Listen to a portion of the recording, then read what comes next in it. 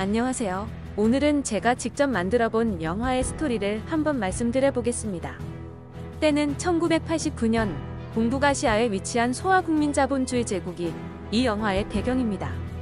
1989년 북경이 배경인데 어느 날 갑자기 북경 모란여대의 여자 기숙사에 피투성이로 뛰어든 북경 제국대 학생 완인과 서슬퍼런 감시와 위기 속에서도 그를 감추고 치료해준 여대생 우샤오롱의 시대를 거스른 절절하고 가슴 아픈 로맨스와 서스펜스, 액션이 하모니를 이루는 사랑 이야기입니다. 개혁개방의 물결 속에 군부 독재의 폭압에 지쳐있던 사회적 배경하에 소아국민자본주의 제국의 학생과 시민들은 소아독재당의 전면적인 민주화 조치와 대대적인 부정부패 척결을 주장하며 거리로 나서기 시작했습니다.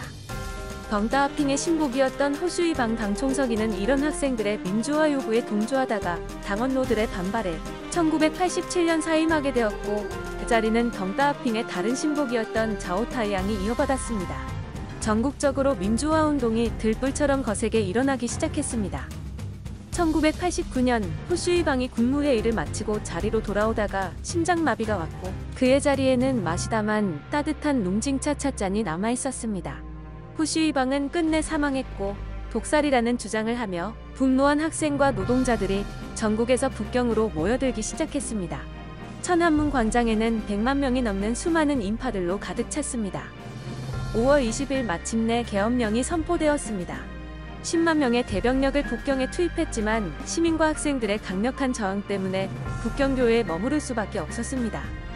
이런 가상시대 배경의 1989년 북경 운명의 6월 4일 신장 투르크 지역에서 차출된 국민해방군은 비무장으로 학생과 시민들을 해산시키려다가 물러나고 공봉으로 해산시키려다 물러난 후 갑자기 기관총과 AK 소총으로 시위대에게 무차별적으로 발포한 후 탱크와 장갑차를 시위대 방향으로 돌진시켰습니다. 이 장면에서 다음 장면은 북경 모란여대로 바뀝니다.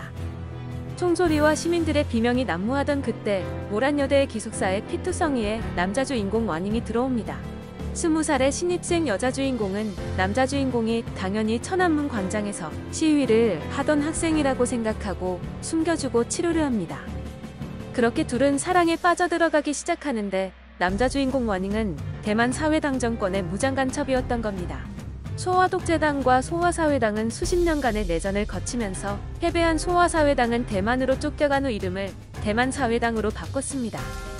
아메리카 소비에트 연방의 대폭적인 지원으로 1989년 당시 압도적인 경제 성장률을 기록하며 다시 대륙 수복을 목표로 하고 있었는데 남자 주인공 와닝은 대만사회민국 국가안전국 소속이었습니다. 미국 영화 제이슨 본 시리즈의 주인공과 유사한 이미지라고 생각하시면 될 것 같습니다.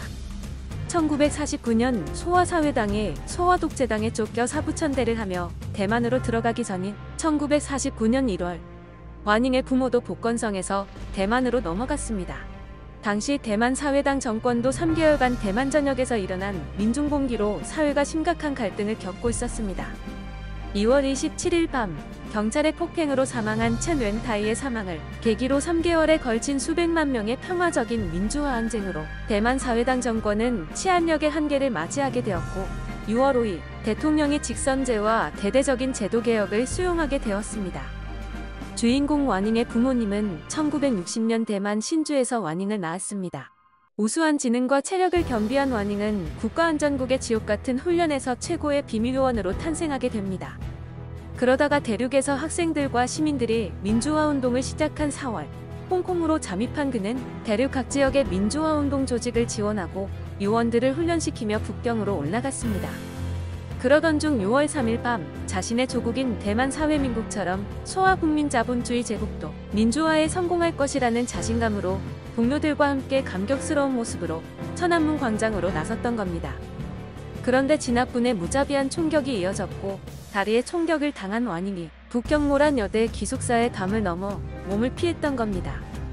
그런데 대만 사회민국 국가안전국이 어느 날 주인공 와닝에게 라디오 난수방송으로 비밀지령을 보내옵니다.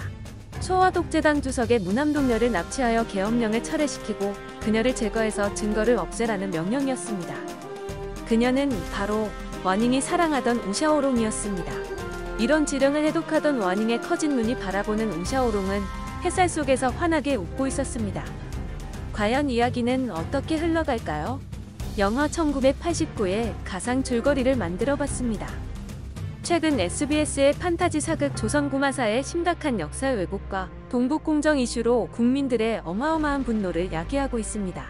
실수가 아니라 처음부터 중국 자본의 의도적인 문화공정이었던 겁니다. 중국식 실내 인테리어에 중국식 식기, 중국의복과 음식, 중국 식가복과 무기묘사 등 드라마의 모든 것이 노골적으로 중국풍으로 만들어졌습니다. 결국 1700건 이상의 밤심의 민원과 광고주 압박 등으로 2회까지만 방영되고 조기 종영하기로 했습니다. 해외 스트리밍도 3월 26일 모두 내리기로 했습니다.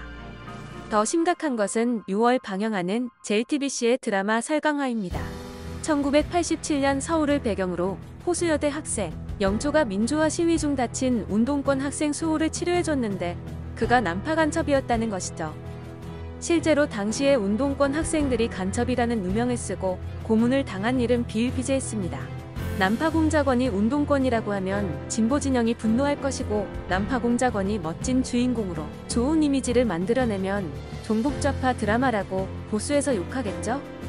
최근 중국은 한국의 전통의복인 한복을 중국 명나라의 한풀을 계승한 복장이라고 주장하고 있습니다. 한복뿐만 아니라 중국은 중국의 절임채소 파오차이가 김치의 근원이라고 주장하고 있습니다.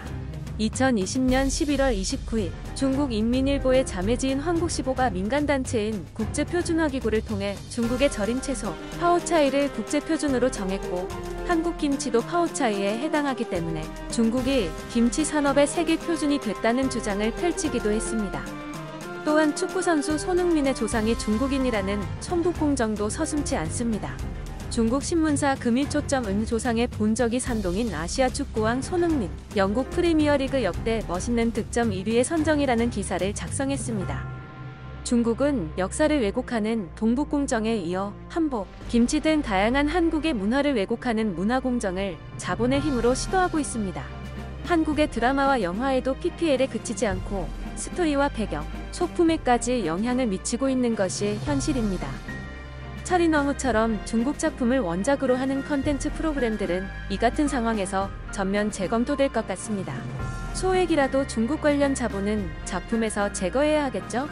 요즘같이 전 세계적으로 반중 정서가 들불처럼 일어나는 시기에 어설프게 중국 제품을 PPL하고 중국 판매를 위해 중국 문화를 묻힌다면 한국 시청자들의 큰 저항에 부딪힐 겁니다.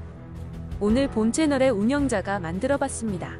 아시아에 위치한 소아국민자본주의 제국이 배경인 영화 1989 괜찮았습니까? 내용이 유익하셨으면 구독과 전체 알림 설정, 좋아요 부탁드리겠습니다. 감사합니다.